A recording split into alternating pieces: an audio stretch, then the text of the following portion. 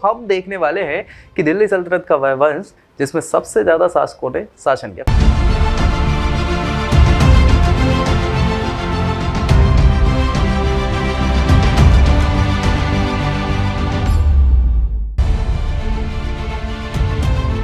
तो दोस्तों, इस वीडियो में हम बात करने वाले हैं आखिर दिल्ली सल्तनत का जो पहला वंश था, गुलाम वंश। गुलाम वंश में ही सबसे ज्यादा शासकों ने शासक किया। तो हम देखने वाले हैं कि दिल्ली सल्तनत का वह वंश जिसमें सबसे ज्यादा शासकों ने शासन किया। कौन कौन से शासक थे, क्या क्या था, ओवरव्यू के तौर पर मैं आपको यहाँ पे बताने वाला हूँ। किसकी हम बात कर रहे हैं? सबसे पहली चीज तो हम बात कर रहे हैं दिल्ली सल्तनत की। दिल्ली सल्तनत जो स्टार्ट हो जा रही है आपकी 1206 एडी में। उस दिल्ली सल्तनत में एक जो राजवंश था उसका नाम था गुलाम वंश। गुलाम वंश इसलिए कहा जाता था क्योंकि सारे के सारे शासक यहाँ पे मैक्सिमम क्या थे? गुलाम थे। तो गुलाम वंश जो है आपका 1206 से लेके 1290 एडी तक चलने वाला है और इस राजवंश में सबसे ज़्यादा शासकों ने शासन किया है। जबकि अगर बात करी जाए तो सबसे ज़्यादा शासन करने वाला राजवंश नहीं है ये दिल्ली सल्तनत का, लेकिन सबसे ज़्यादा शासकों ने शासन किया है। कितने शासक हैं यहाँ पे? यहाँ पे 11 शासक हैं जिन्होंने इस राजवंश में शासन किया हुआ। तो 11 में हम शुरुआत तो करेंगे। आपके संस्थापक की बात करें तो कौन हो जाएगा? कुतुबुद्दीन ऐबक। कुतुबुद्दीन ऐबक। कुतुबुद्दीन ऐबक की अगर बात करें 1206 में ये स्वतंत्र शासक हो जाता है दिल्ली सल्तनत का और गुलाम वंश की स्थापना करता है। 1210 में ये एक्सपायर हो जाएंगे, ख़त्म हो जाएंगे घोड़े से गिर के, इनकी लीला ख़त्म। फिर इसके बाद इनके पुत्र को, जो कि अयोग्य शासक होता है जिसका नाम था आराम शाह को गद्दी पे बैठाया जाता है। 1210 से 1211 लगभग 8 महीने का शासनकाल रहता है। अयोग्य होने के कारण सरदार हटा देते हैं और युद्ध होता है इल्तुतमिश से। इल्तुतमिश से हार जाते हैं, मार दिया जाता है, खेल खत्म। अगला शासन होगा इल्तुतमिश का। किसका? इल्तुतमिश। इल्तुतमिश को ही वास्तविक संस्थापक भी कहा जाता है दिल्ली सल्तनत का। 1211 से 1236 तक बहुत अच्छे तरीके से शासन किया। बहुत सारे जो कार्य थे कुतुबुद्दीन ऐबक के जो पूर्ण नहीं हुए थे उनको पूर्ण कराया।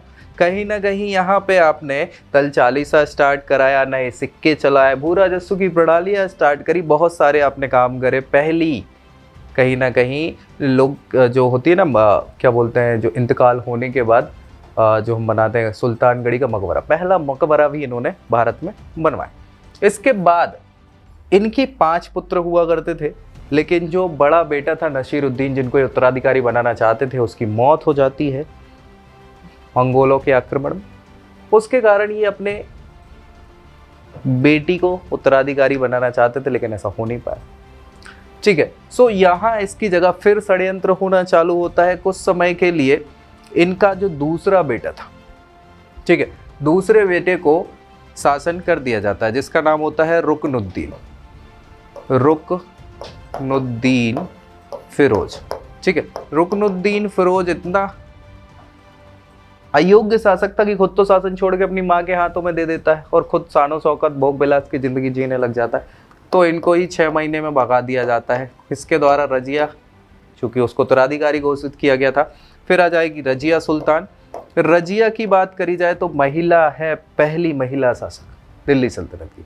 ठीक है, 1236 से 1240 तक इनका शासन रहेगा। हालांकि रजिया फिर गुंडों में फंस जाती है और मृत्यु को प्राप्त हो जाती है। बाद में इनका जो भाई है बहराम शाह, तो बहराम शाह को शासन मिल जाता है। हालांकि ज़्यादा समय तक नहीं रह पाते, 1240 से 1242 एडी तक बहराम शाह शासन करते हैं और यहाँ से अब षड्यंत्र फिर कंटिन्यूएशन में हो जाते हैं। बहराम शाह को हटा के जो रुकनुद्दीन फिरोज का लड़का था, है ना, मसूद शाह, है ना, मसूद शाह को क्या कर दिया जाता है? अलाउद्दीन नाम से, अलाउद्दीन मसूद शाह के नाम से गद्दी बिठा दिया जाता है। 1242 से 1246 तक ही 4 वर्षों तक शासन कर पाता है।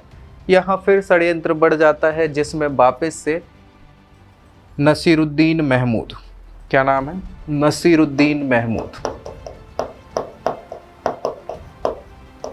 गद्दी पे बैठते हैं और ये अच्छा शासक मान लिया जाता है। 1246 से 1266 तक शासन रहता है।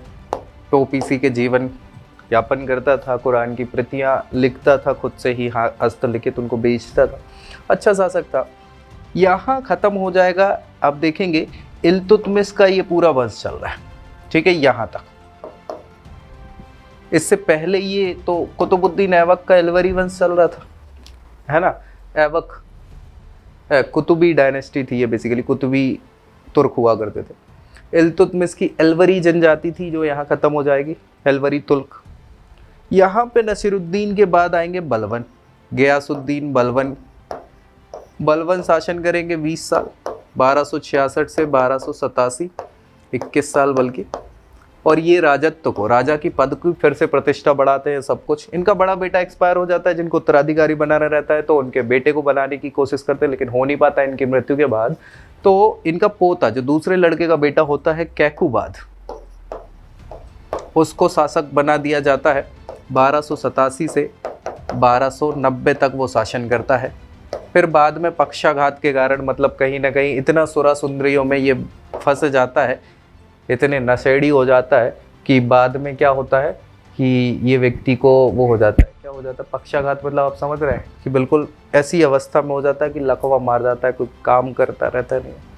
तो आनंद फानंद में इसके बेटे कैमूर्स को, जो दिल्ली सल्तनत का सबसे छोटा सुल्तान है, उसको गद्दी दे दी जाती है। ज़्यादा समय नहीं, 3 से 4 महीने बताया गया है कि ये शासन कर पाता है। बाद में इसको जेल में डाल दिया जाता है और कुछ लोग बोलते हैं कि एक्सीडेंट करवा के, एक्सीडेंट के डायरेक्टली गर्म छड़ों से इसकी आंखें गोद दी जाती हैं और उसमें मृत्यु भी हो जाती, ख़त्म हो जाता है। इसके साथ ही पूरा का पूरा आपका दिल्ली सल्तनत का जो पहला राजवंश है, गुलाम राजवंश जिसकी हम बात कर रहे थे, उसके ये 11 शासक आपके, ये बलबनी वंश है बेसिकली, ये भी आपके एलवरी तुर्की हुआ करते थे और ख़त्म हो जाता। तो 3, 4, 5, 6, 7, 8, 9, 10, 11, टोटल 11 सुल्तानों ने दिल्ली सल्तनत में गुलाम वंश के तौर पे शासन किया हुआ है। इनमें अगर बात करी जाए तो बहुत अच्छे तौर पे, क्योंकि शुरुआत किसने करी है, कुतुबुद्दीन ऐबक ने, तो बहुत अच्छा नाम यहाँ से आ जाता है कुतुबुद्दीन ऐबक का। लेकिन ज़्यादा समय दे नहीं पाए तो ठीक है, लेकिन इनिशियली आपको स्टैब्लिश होना बहुत इंपॉर्टेंट हो जाता है। कुतुबुद्दीन ऐबक का नाम बहुत आएगा आपको हर जगह। इसके बाद जो स्ट्रेंथ बनाई है या बिल्कुल अपने आप को मजबूत किया है, इल्तुतमिश के समय में हुआ है। इल्तुतमिश के बाद चूंकि महिला हैं तो रजिया का नाम मिल जाता है आपको। बाकी की ये जो शासक हैं किसी काम के नहीं। नसीरुद्दीन महमूद का नाम इसलिए अच्छा है क्योंकि बहुत ही सभ्य व्यक्ति मान लिया जाता है कि इसके समय में कुछ ऐसा हुआ नहीं, उथल पुथल की बात करें। हालांकि जो आंतरिक विद्रोह हुए या बाहरी आक्रमण हुए उन सबको बहुत अच्छे से दबाया है व्यक्ति ने, लेकिन षड्यंत्रों की ऐसी कुछ रूपरेखा बनी नहीं। बलबन ने फिर इन सारे लोगों का, चूंकि इल्तुतमिश के बाद ये व्यक्ति ठीक ठाक ही था लेकिन ये भी कठपुतली था, तो राजा की वैल्यू इन 30 सालों में तो बिल्कुल खत्म हो गई थी। तो बलबन ने कहीं ना कहीं राजत्व का सिद्धांत या राजा के पद की प्रतिष्ठा बढ़ाई, बाकी सब कुछ किया, लेकिन उसके बाद फिर वो ये शासक कुछ अच्छा कर नहीं पाए, जहाँ पे फिर मौके पे चौका मार के नया राजवंश चालू हो जाता है, खिलजी राजवंश। ठीक है, सो खिलजी वंश की हम बात करेंगे, आखिर खिलजी कौन थे और जलालुद्दीन खिलजी जो स्टैब्लिश करने वाले हैं खिलजी राजवंश को, उनके बारे में हम चर्चा करेंगे अगले वीडियो में। नेक्स्ट वीडियो में मिलते हैं, तब तक के लिए जय हिंद।